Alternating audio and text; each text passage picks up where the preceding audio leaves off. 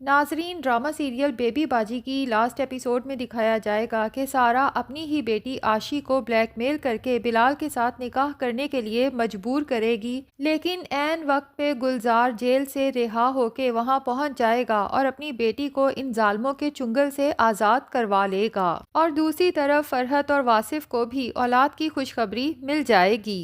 आशी, जो बिलाल से किसी सूरत शादी करना नहीं चाहती, लेकिन उसकी माँ और नानी उसे मजबूर कर देंगी, इमोशनली ब्लैकमेल करेंगी कि उसके पास बिलाल के साथ निकाह के अलावा कोई और रास्ता नहीं है। घर में ही आशी को तैयार किया जाएगा, दुल्हन बनाया जाएगा, जबकि आशी दिल ही दिल में रो रो के अल्लाह से दुआ करेगी कि कोई उसकी मदद के लिए आ जाए जो उसे इस माँ, नानी और बिलाल के चुंगल से आज़ाद करवा सके। जबकि दूसरी तरफ बिलाल तो बहुत खुश होता है कि आखिरकार वो फूफो और सारा को ब्लैकमेल करके आशी से निकाह के लिए राज़ी कर चुका है।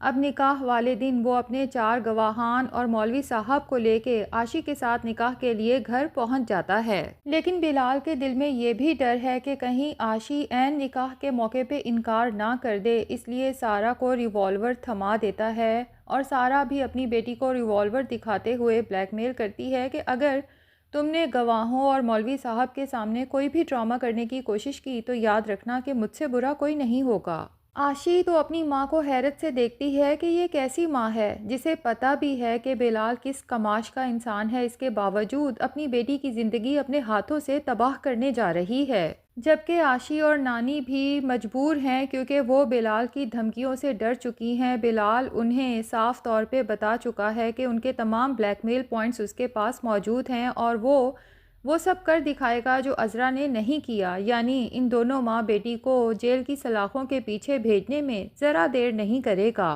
तो सारा और नानी खुद को बचाने के लिए अपनी आशी को कुर्बान करने जा रही हैं, लेकिन उन्हें ये नहीं पता कि बहुत जल्द उनके साथ बहुत बुरा होने वाला है। दूसरी तरफ अज़रा अपने घर वालों को उनका हक दिलवाने के बाद और अपने घर में वापस शिफ्ट हो जाने के बाद बहुत खुश भी होती है, लेकिन साथ ही दिल में एक उदासी भी है। इसलिए बेबी बाजी को ख्यालों में लाके हमेशा की तरह उससे बातें करना शुरू हो जाती है और उनसे कहती है कि अम्मा जान, मैंने आपकी तमाम ख्वाहिशात को पूरा करने की कोशिश की है। आपने कहा था ना कि रिश्ते फूलों की माला की तरह होते हैं, तो मैंने बिखरने के बाद एक दफ़ा फिर उन तमाम फूलों को जमा करके माला को जोड़ दिया है। बस उस माला का एक फूल मुझसे खो गया है। और उसके बाद अज़रा ज़ारो कतार रोना शुरू कर देती है।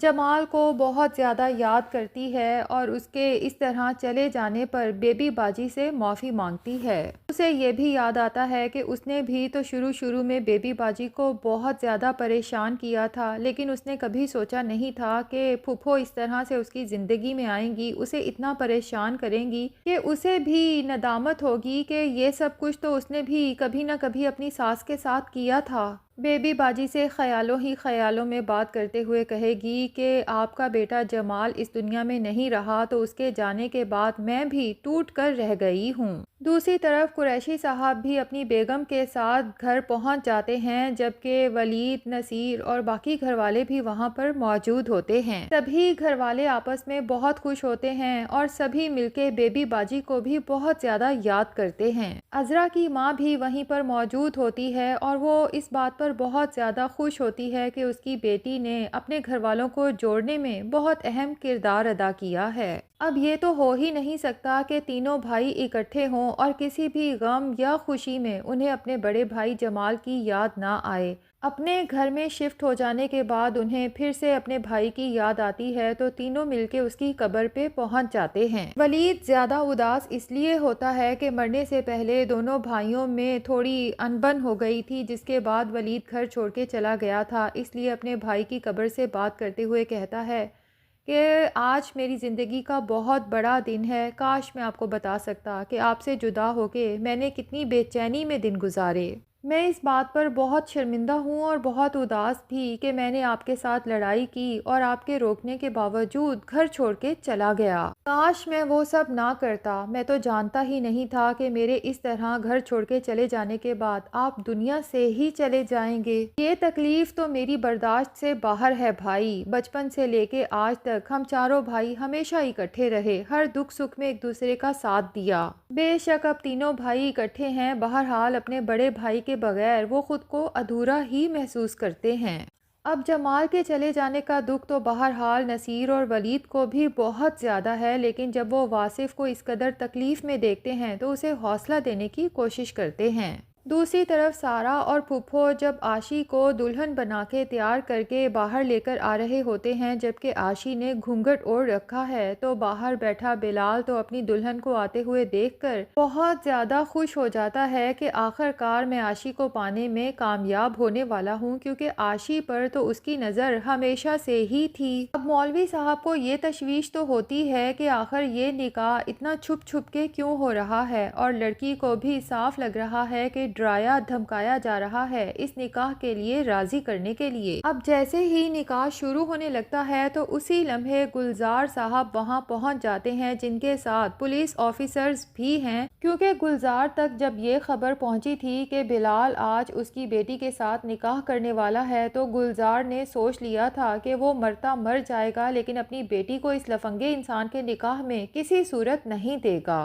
अब गुलजार को पुलिस के साथ घर में दाखिल होते देखकर सारा तो काफ़ी खौफजदा हो जाती है। आशी को वापस कमरे में छोड़ती है, जबकि गुलजार उसके सर पे पहुंच जाता है, उस पे गुस्सा होता है और बिलाल से कहता है कि मेरी ज़िंदगी तो तूने बर्बाद कर ही दी थी, लेकिन अपनी बेटी की ज़िंदगी तुम्हें बर्बाद करने नहीं दूंगा। सारा तो ये सब देखकर बहुत हैरान हो जाती है कि गुलजार को ये खबर किसने पहुंचाई कि आज आशी और बिलाल का निकाह होने वाला है।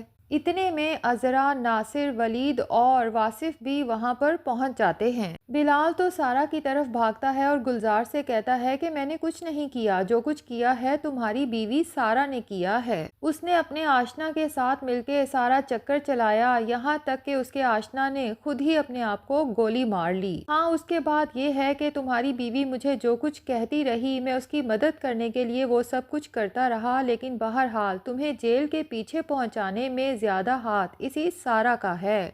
अब सारा के हाथ में चूंकि रिवॉल्वर है और बिलाल के साथ उसकी हाथापाई हो जाती है, तो ऐसे में बिलाल खुद को ही गोली मार लेता है, जबकि सारा तो ये देखने के बाद हक्की बक्की रह जाती है, क्योंकि बिलाल की तो मौत हो जाती है। बिलाल इस दुनिया में नहीं रहता, लेकिन उसके कत्ल का इल्ज़ाम इसी सारा के सर पड़ेगा। अब सारा यहाँ से बच के भी नहीं निकल सकती, क्योंकि सब लोग ही तो वहाँ पर मौजूद हैं जो गवाही देंगे कि हमारे सामने ये सब कुछ हुआ है और हमने खुद देखा है कि रिवॉल्वर सारा के हाथ में था।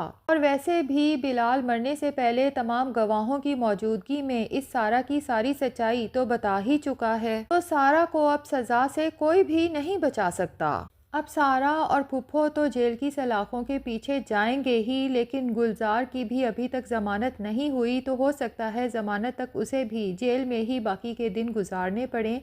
लेकिन बहरहाल वो अज़रा और बाकी सब घर वालों का बहुत शुक्रगुजार होगा कि आप लोगों ने मेरी बेटी की ज़िंदगी बचाने में मेरी बहुत ज़्यादा मदद की। और फिर अपनी आशी अज़रा के हवाले करते हुए कहेगा कि इसका इस दुनिया में कोई भी नहीं है, अल्लाह का वास्ता है, इसे संभाल लीजिए। तो अज़रा भी गुलजार को हौसला देगी कि तुम्हें फ़िक्रमंद होने की ज़रूरत नहीं है, आशी मेरे लिए मेरी बेटी की तरह है, मैं इसे अपने घर में रखूँगी और इसको पढ़ाने लिखाने के बाद किसी बेहतर जगह पे इसकी शादी करूंगी। तो नाजरीन, बेबी बाजी का एंड आखिर हो ही जाएगा, जिसमें दिखाया जाएगा कि बुराई का अंजाम हमेशा बुरा ही होता है।